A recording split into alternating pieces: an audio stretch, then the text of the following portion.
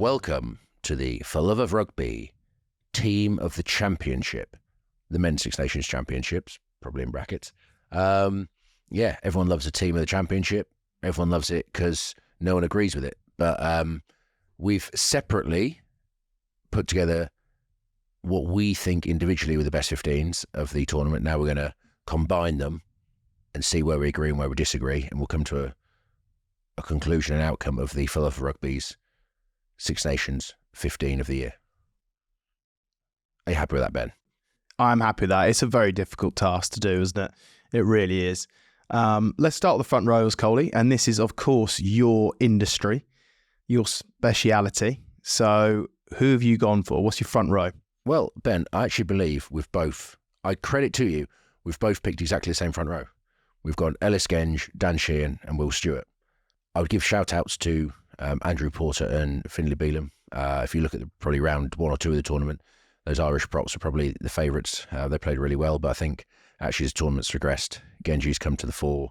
I think his performance against Scotland defensively and in carrying, and also just scrummaging. I think, winning scrum penalties off the French and Scotland and Wales. He's been brilliant. I think Will Stewart, look at him. England's scrum has been exceptionally strong. Obviously, it starts with a tight head. And, the past couple of weeks you've seen his carrying game. I mean, he scored at the weekend against Wales, and his footwork and just his collision work's been outstanding against England on the front foot. So, yeah, those two I think have finished strongest. And actually, if you look at their body of work across the tournament, I think they've been the two standout guys. Yep, that's why I went for them as well. And then Dan Sheehan in the middle, mate. So, come back from a really nasty knee injury, but he slotted straight back in. Of course, he came off the bench in round 1 and had a huge impact against England. The guy's classy. He's a different type of hooker to say, let's say, a Luke Cowan-Dickey that probably would have been in the mix. Coley, of course, Jamie George has had some big impact coming on. But for me, Dan Sheehan he just offers something so different. He scored 5 tries in the tournament, joint second.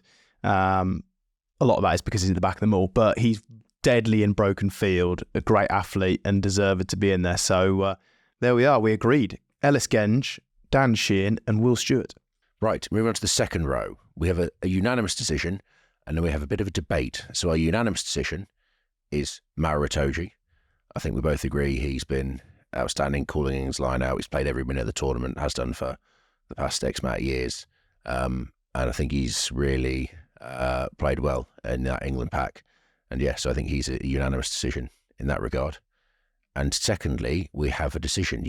I've picked Tadhg Beirne, and you have picked Thibaut Flament. Would you like to build a case for Thibaut?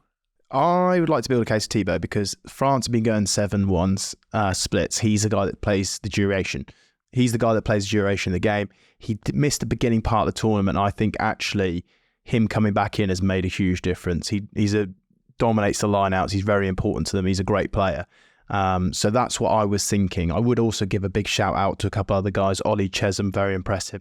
I'd also say Daffyd Jenkins for Wales. That guy's got through a bucket load of tackles and work. When you think of Wales, they've often been on the back foot, but that guy has played very, very well for Wales. Joe McCarthy, a bit similar to Thibaut in terms of missing the early stages of the tournament. Unfortunately, I think he got injured in Ireland training ahead of the England game, and he didn't get himself back right till a little bit later in the tournament. And I think he's a terrific second row, but I didn't see enough of him. And I just thought what I saw from Thibaut back into this tournament was impressive. But you've gone with Tadhg Beirne, and I totally get that because I'm a big fan of Tadhg Beirne. He's brilliant over the ball. He's very, very important to Ireland, in terms of his running lines and what he offers and everything like that, in terms of their tight shape. Line out forward, of course. But I love him, Jacqueline. So, Coley, do you know what, mate? I think you might sway me here. I might go with Tadhg Beirne along with you then to slot into the second row of Maro. Beirne's been more consistent across 5 games of the tournament. I think Flament's probably had higher highs, but he only played half tournament. I think both French second rows. Even I had a big shout out for Miafu, basically based on what he was offering. Start the tournament off the bench, but again, I just think consistently, Tadhg Beirne's been the man. In terms of impact, Miafu has been magnificent. But he's gigantic. The way he rides tackles, get the offloads, his subtlety of little tip passes and all that. But I'm happy to go Tadhg Beirne. So let's lock him in, Coley. If we move on to the back row, we've actually been fairly different here, but we have one unanimous decision. I've picked him at 6 and you've picked him at 7, but we have both got Tom Curry in the team. The Sage Insight says he got 5 turnovers, which is second in the tournament. I think he's been outstanding in every game he's played. I think he's been adaptable. I think he's been asked to play out wide. He's played through the middle. I think, he's been brilliant for England, one of the standout players in the whole tournament. So he is definitely in our back row. We just have to pick where he goes at 6 or 7. You've picked Francois Crowe at 6, and I've picked his teammate, Paul Boudon, at 7. Let's work out who is going to join Curry on the flank. Coley, I picked Francois Crowe at 6. The Sage Insights, 37 clean outs, second highest in the tournament, gets through a bucket load of work, sort of like some big part of that back row, lets the others fire because he does all the work in terms of the unseen stuff. Huge tackling display against Ireland in round 4. I like him. That's why I went for a 6. And I went for Paul Boudon 7 because Sage Insight says he got a 95% tackle completion. But I think the pair of them, you could pick either. I think they're probably the unsung, if you can be, the unsung sort of heroes in that French pack, if not the team. And the fact they don't seem to get much plaudits, but they're constantly doing a lot of work, as insight by the 37 clear-outs and the tackle completion. And say Boudon also scored a few tries this tournament. I'm happy to go with either, to be honest, Ben. If you went with Tyburn last time, let's go with Francois Crowe at 6 and Curry at 7. Let's lock it in. Is there any other forwards we'd like to honourable mention? I think Ben Curry, I've got to mention him. I think he's been terrific for England when he's come on, the games he started, but when he's also come on, I think he's had huge impact. I think he's been really impressed with him, mate, when he's played. Jamie Ritchie in Scotland's been brilliant. Jack Morgan's been, workmanlike in Wales. The back row is stacked. A for the lines it's stacked, but I think across the tournament it's stacked. You include the French and the Italians in there. So it was not an easy choice. However, we have come to the conclusion but there are multiple back row options you could pick, and they'd all be really good. Indeed. Right, number 8, Coley. I've gone Gregory Aldrit. The Sage Insight says he got 4 turnovers, which is 5th in the tournament, and he had 59 carries, which is 3rd. I know sometimes he only plays 50, 60 minutes in that French team, but I think he leads from the front. For the standout moment for me, I think, was against Ireland when Joe McCarthy came around the corner, ran straight at Aldrit, and Aldrit whacked him back 5 yards. So I think from that regard, in the big games, he stood up and he led the French from the front. So that's why he's my number 8. I went with Caelan Doris, one of the best 8s in the world, in my opinion. I think every time he plays for Ireland, mate, he looks so impressive. Of course, captains them, tipped to potentially be the Lions captain between him and Marrow, I believe. I think he's had a great tournament, Caelan Doris. His work at the breakdown, I think, is phenomenal. His selection around the breakdown, he's very, very smart of when he actually goes into jackal and when he leaves it. Huge carrier, big pivotal position, number 8. And the best number 8s in the world influence the game, and both of those guys influence the game. So I went with Doris. You went with Gregory Aldrit. But given that France won the title, Coley, and the fact that, like you said, he has been so important for them throughout this tournament, I'm happy to take your lead on a number 8. Thank you. Put Aldrit in. I think shout outs to Ben Earl. He's been outstanding through the tournament. I think Tom Willis has also made an impact for England. It's a tricky position because obviously people have been changing roles, but I think those guys have been brilliant, as has Conan when he's played for Ireland and he's covered the back row. I think there are, again, the back rowers are flexible, interchangeable, but those two have been probably the standout 8s in terms of more traditional 8 role. So that's why we've selected them. Even Toby Faletau, we've had some moments from him, but all in all, mate, that position of the back row is just so difficult to choose. It's so difficult to choose, but that's what we're going with. I like it. Right, so our forward pack is Ellis Genge, Dan Sheehan, Will Stewart, Mauro Itoje, Tyburn, Francois Crowe, Tom Curry, and Gregory Aldrit. Ben, would you like to take us through the back line? Right, at number 9, Coley, both of us chose Antoine Dupont. No surprises there. He had 7 assists, mate, more than anyone else in the tournament. And you think that he obviously came off early against Ireland, didn't play that final game, of course, as well against Scotland. But for me, he was so impressive against Wales in that opening game. Against England, he probably had a bit of an off game and made people realise he was human. But then against Italy, he just absolutely tore him a new one. And I just think that on loan. And Alex Mitchell, I'll give him a shout out. I also, Jemison Gibson Park, I'll give him a shout out as well. He is really, really key to Ireland, really classy player. I think there's no doubts in my mind that Gibson Park goes on the Lions tour and probably goes there as first choice. I would also say Ben White. I mean, I'm pretty much naming everyone here, but I like how Ben White plays the game for Scotland, brings a lot of tempo, gets the ball in and out. I like it. But for me, Anton Dupont, mate, he goes in there and has been, when he has played, he's influenced the game. He's the best player in the world. He's in our team. Right, on to 10s, Coley. I've gone for Finn Smith. Who do you go for? Basically, I went for Finn Russell. He started all the games in the tournament. I know he got injured against Ireland.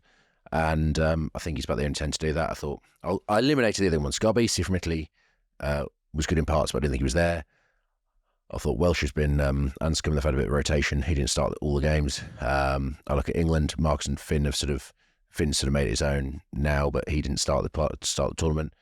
France basically had played a couple of 10s, so Russell's in my team because he was consistent. And it's tough between him and Finn Smith, but I think Russell probably just gets it because he's played more games. I'm going to go with Finn Smith, Coley. I think the last few weeks he's got England's attack going nicely. He's had 4 try assists, second in the tournament, highest. And I like him. I like him, his kicking. I like his game management, I like his distribution. And therefore, for me, he's just been more consistent than Finn Russell. So therefore, Finn Smith gets the nod. Lovely. Ben, who have we got in the centres? At inside centre, we both agreed on the same player, which was Tommaso Menoncello. 59 tackles, 324 carry metres, which is phenomenal. I'm really impressed with this guy. He was player of the tournament, of course, last year. And I think he's once again caught my eye, mate. Yep, he's definitely backed up this year. So we'll slot him at 12. 13, I did really like Barassi of France. I thought he was again very understated, but obviously missed the final round. So yeah, I thought I've picked Menoncello, and I've picked his partner Brex in midfield with him because I think those two work so well together. Yeah, I can see why you've done that, Coley. I think Hugh Jones has had a good tournament. I think he has had a good tournament. He's a really good 13. You think of Ringrose, but then he got banned, of course. It's difficult. Centre's been a hard one. Welsh centres have changed a little bit. But all in all, for me, it's Mofana. I think some of the tries that he finished off in terms of having that power to get over the line and everything like that, I think he's very, very solid in defence. I think he's been very important in terms of that French backline. When you think of all the rock stars around in terms of individual brilliance, like someone like that has to just fulfil their role and hold it together. And I think he's done that. So for me, I went with Mofana from France. I can see why he went with Brex, though. I think, again, that centre partnership in Italy is very impressive. It's probably one of their strongest partnerships, one of the strongest centre partnerships in the Six Nations. I think Mofana, we'll stick him in there because I think he's been really good. I would like to say, on a different note, how good Gael Fiku was in the final game on Friday, playing one game straight in. And he's class. He is just a classy player, isn't he? Don't you think just Gael Fiku was very similar to like George Ford coming on? Like 90 capper, all the experience, been there, done it, just comes on, slots in, and just literally everyone, like reminds everyone, yeah, I'm really, really good. But he played a game, so we can't win him our team. We can't. Back 3. You said, Coley, quote, it was the tournament of the wingers. So it's the tournament of the back 3. So who have we gone with? Let's start with number 11. I mean, we both agreed on this, and I think everyone will agree with this. Of course, it is Louis Bierre-Barry. 8 tries, first in the tournament, incredible record. I think he's played 19 tests, 18 tries, I believe. It's something like that. I think he's been lit it up. Player of the tournament for me, no doubt about it. Terrific. There's been some outstanding wins in this tournament, but there's been outstanding players, but I think he's been the best player in the tournament. So yeah, he's at number 11. Coley, wingers, you got to think, because James Lowe's a terrific winger, really influential for Ireland. They really missed him against France. You think of Mac Hansen as well, him as a winger. Then you start thinking as well, like Dewey van der Merwe, Darcy Graham, of course, missed the England game, but he's a box of tricks. So, like, winger is a tough position. So who have you gone on for the other side, Coley? Because I believe it's unanimous once again. There are 3 blokes in my top tier of wingers in the tournament, which is LBB, James Lowe, and Tommy Freeman. And so they're my top 3 tier. Tier 2, as you say, you've mentioned them. I think Dewey van der Merwe, Darcy Graham, Mac Hansen, I think Ellie Daly played a couple of games. Peno is brilliant, but I think he hasn't played that well this tournament. He's in there. Capuozzo from Italy has been outstanding, making line breaks for fun. I think Teo Atisogba has burst on the scene, and he's played only a couple of games, but he was phenomenal. in the games he's played. So yeah, the wingers, I said, it's tournament of the winger. I think there's been plenty of outstanding wingers, but I think it came down to, for this second row, it became down to Freeman and James Lowe. And I think James Lowe missed a game at Shadow Machado, missed him, but Freeman, he scored in every game. Yes, he played at 13-1, but I think he's been outstanding. I think not only scoring, but basically just doing some graft in the England game, carrying the ball, getting the ball back. He's been solid in the high ball. And yeah, I think he's just been England's probably outstanding player of the tournament. So him. Which leaves us finally to fullback. And we both have different opinions on this one. We do.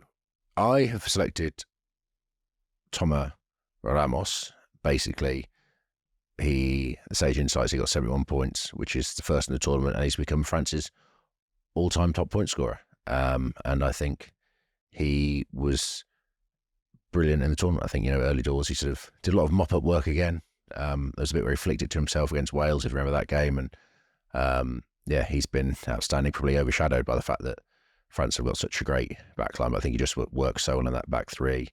Yeah, he was my fullback in the team. However, I fully understand where you were coming from with your pick, and it was a tough choice between these two. Yeah, I've gone for Blair Kinghorn. 86 carries when you look at the Sage Insight, which is first. 858 metres carry, which is also first, and almost double the second, who came in at second, which is phenomenal. 9 line breaks as well, which is also first. So I think Blair Kinghorn has been really, really impressive for Scotland. Scotland are wonderful at getting in the wide channels, and he is very, very important in terms of once he gets out there and we're seen as threats. So he's had a great tournament. I understand, Thomas Ramos, why you'd want him as well. I think he is a guy that integrates, can play 10, can slot and be in that extra distributor, can kick all his goals, like marches France down the field with his huge kicking game. But for me, Blair Kinghorn has just been an absolute threat and a menace every time he's got the ball. And you think of the amount of carries at first as a fullback. Yes, some of that's kick return, but that's also a compliment to the way that Scotland get the ball to the edge and get him in those wider channels. So for me, he has been terrific. Let's put Kinghorn in there then. Let's lock him in. Right, let's do a recap, Coley. If you want to give us the forwards, and I'll finish off with the backs, and that will be our team of the tournament. For the love of rugby, Six Nations men's team of the tournament. Right, in the front row, we have Ellis Genge, Dan Sheehan and Will Stewart. Second row, Maro Itoje and Tyke Byrne. And the back row is Francois Crowe, Tom Curry and Gregory Aldred. Playing behind that pack will be Anton Dupont, Finn Smith, Louis Bier-Barry. In the midfield will be Tommaso Menoncello. Mofana will complement him at 13. Tommy Freeman coming in on the wing, and finish off with Blair Kinghorn at fullback. That is an impressive team. It certainly is, Ben, and it wasn't very easy to pick at all. It was actually very, very difficult. So yeah, I'm sure people have got their views and their comments. So comment below. Have we nailed it? Have we not? It always divides opinion. Who would you have in there? Who would you swap out? Let us know your thoughts.